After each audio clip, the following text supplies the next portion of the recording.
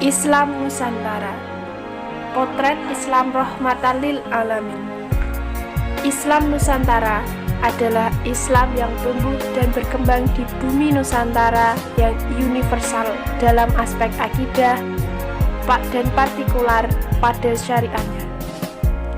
Dari sisi akidah, Islam Nusantara meyakini bahwa Allah Subhanahu wa Ta'ala adalah satu-satunya Tuhan yang harus disembah, dan Nabi Muhammad SAW adalah utusan Allah yang membawa ajaran agung untuk umat manusia. Namun, dalam syariah, Islam Nusantara menyesuaikan diri dengan budaya yang hidup di berbagai daerah. Banyak sekali contoh Islam Nusantara yang sudah berjalan dan mengakar di Indonesia. Salah satunya adalah Grebeg Syawalan, perayaan Mauludan, Nyadran, Sedekah Bumi, Tahlilan, Manakiban, dan Selamatan yang merupakan pelestarian dari budaya lokal yang disinari doktrin Islam, seperti berzikir, memohon ampunan, dan memohon pertolongan dari Allah Subhanahu wa Ta'ala. Ada beberapa ciri Islam Nusantara. Pertama, tidak menjustifikasi kebiasaan masyarakat secara negatif, seperti tahayul, bid'ah, dan khurafat yang menyebabkan masyarakat membenci ajaran Islam karena dianggap memberangus kekayaan budayaannya. Kedua, tidak hanya mengambil sumber hukum hanya dari Al-Quran dan hadis, apalagi dipahami secara tekstual. Islam Nusantara memperkaya diri dengan pemikiran-pemikiran ulama yang sudah terpercaya, seperti Imam Madhab 4, yaitu Imam Hanafi, Imam Maliki, Imam Syafi'i, dan Imam Hambali. Khusus di Indonesia, madhab yang paling dominan adalah madhab Imam Syafi'i. Pemikiran Imam madhab ini sangat kaya, khususnya dari dimensi usul fiqhnya, sehingga dikenal istilah ijma', qiyas, istishab, istihsan, al-uraf, saddu az-zariyah, dan lain-lain. Ketiga, menekankan kepada substansi ajaran Islam, yaitu tegaknya maqasidus syariah. Tujuan pemberlakuan syariat Islam yaitu menjaga agama, jiwa, harta, akal, dan keturunan. Contoh utama Islam Nusantara adalah Pancasila dan NKRI. Pancasila dan NKRI adalah konsensus seluruh elemen bangsa Indonesia. Konsensus ini melibatkan komponen umat Islam, yaitu kalangan Nahdlatul Ulama dan Muhammadiyah. Pancasila dan NKRI adalah manifestasi kalangan Islam Nusantara yang konsisten mengusung realisasi maqasidus syariah. Dengan Pancasila dan NKRI, agama bisa dijaga dengan mengamalkan ajaran agama tanpa ada yang menghalangi. Jiwa merasa aman dengan keamanan, harta dilindungi dengan undang-undang dan aparat penegak hukum. Akal bisa berkembang dengan lembaga pendidikan yang berjalan secara dinamis dan kompetitif, dan keturunan terus lestari dengan jaminan undang-undang. Ada beberapa langkah membumikan Islam Nusantara supaya tetap melekat dan mengakar kepada seluruh umat manusia, khususnya umat Islam di seluruh Indonesia. Pertama, memberikan pemahaman yang benar tentang budaya atau adat. Budaya ada baik yang tidak bertentangan dengan nilai-nilai Islam dan ada yang buruk karena bertentangan dengan nilai-nilai Islam. Pemahaman budaya baik dan buruk penting karena Islam Nusantara adalah pergumulan aktif antara doktrin Islam dan budaya. Sesuai dengan kaidah fikih, al-adatu muhakkamah, tradisi menjadi sumber hukum. Islam Nusantara dengan ciri inilah yang berhak dinamakan Islam otentik karena meneladani cara berdakwah Nabi Muhammad SAW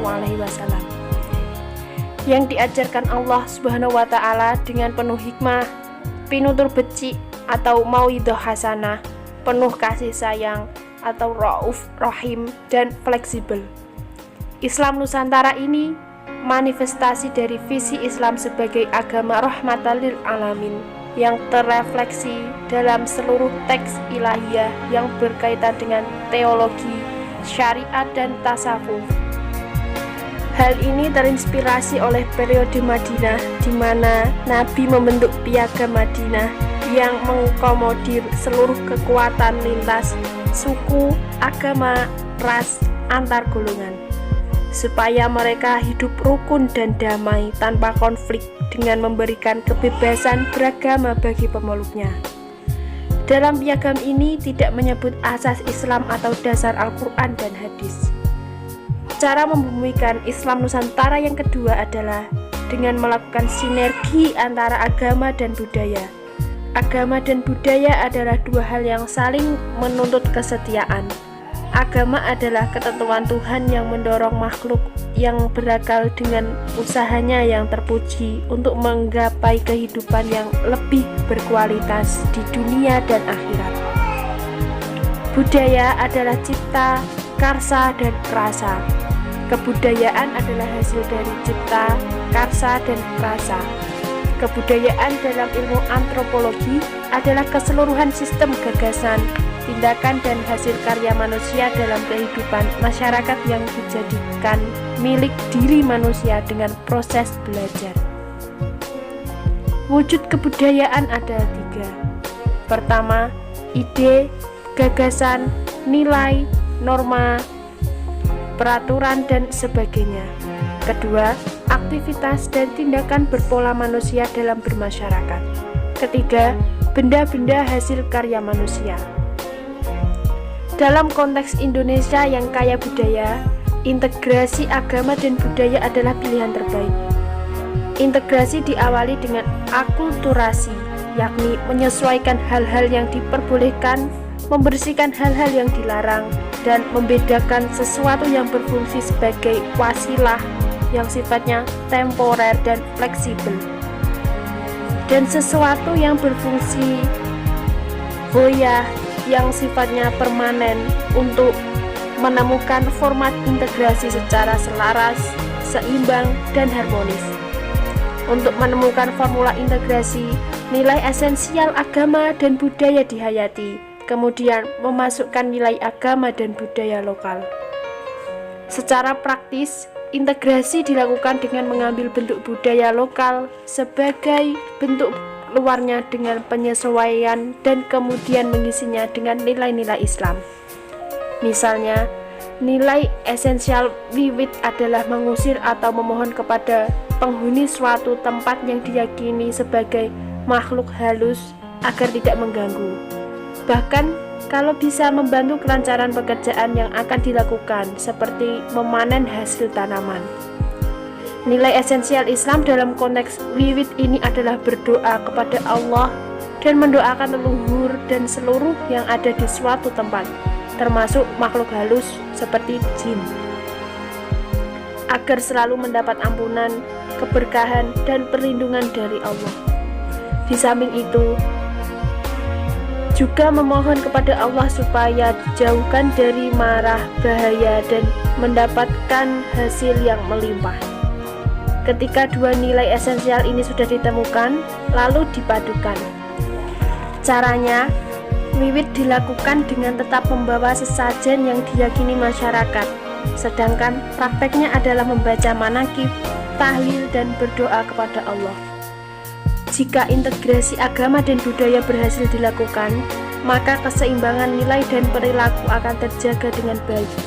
Kebudayaan tersinari nilai-nilai agama dan nilai-nilai agama mengakar dalam kebudayaan masyarakat sehari-hari.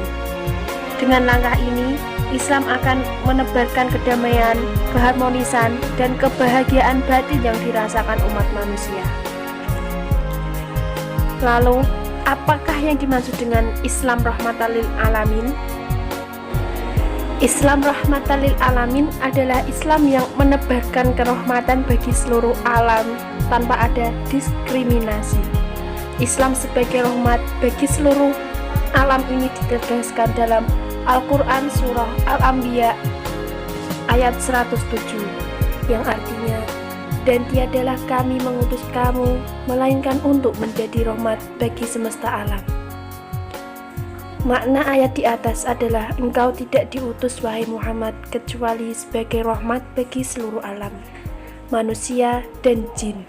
Karena ajaran yang diturunkan kepadamu adalah faktor kebahagiaan dan memastikan kebaikan di dunia dan akhirat. Orang yang menerima rahmat dan bersyukur atasnya, dia beruntung di dunia dan akhirat. Dan orang yang menolak dan melanggarnya, kerugian dunia dan akhirat menimpanya. Nabi Muhammad SAW bersabda, sesungguhnya aku diutus bukan sebagai tukang laknat, tapi aku diutus sebagai rahmat. Pentingnya Islam menekankan rahmat dalam setiap ajarannya, khusus dalam konteks dakwah. Ditegaskan Allah dalam Al-Quran surat Ali Imran ayat 159. Fabima rahmatin minallahi lintalahum walau kunta faddan ghalidhal qalbi lanfaddu min hawlika fa'fu anhum wastaghfir lahum wasyawirhum fil amr fa idza azamta fatawakkal 'ala Allah innallaha yuhibbul mutawakkilin. Ayat di atas menegaskan bahwa dakwah Islam dihiasi dengan penuh kelembutan, tidak menampakkan kejelekan akhlak, watak yang keras dan keras hati. Jika dakwah Islam dilakukan dengan cara-cara yang jelek, manusia tidak menerima, justru mereka akan lari dari Islam. Dakwah Islam harus dilakukan dengan cara-cara simpatik, seperti suka memaafkan, bermusyawarah, dan berpasrah diri kepada Allah Subhanahu wa Ta'ala. Apakah Islam Nusantara adalah Islam rahmatan lil alamin? Jawabannya adalah ya, benar. Islam Nusantara adalah Islam rahmatan lil alamin karena berhasil membawa pesan-pesan utama Islam seperti perdamaian, persaudaraan, harmoni, dan kelembutan.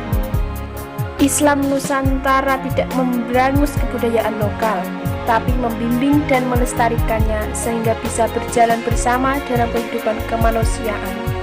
Islam Nusantara berhasil menarik simpati publik sehingga mereka berbondong-bondong memeluk Islam tanpa paksaan, tapi karena kesadaran kebenaran dan pesan kemanusiaan yang disinarkan Islam.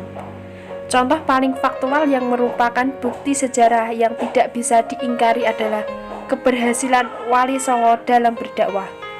Wali Songo tidak memberangus kebudayaan lokal, tapi menghormati dan melestarikannya, sehingga masyarakat apresiatif dan simpatik terhadap metode dakwah Islam ini.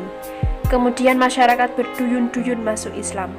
Wali Songo menerapkan ajaran Islam yang ramah, lembut, peduli dengan sesama, dan memberdayakan masyarakat.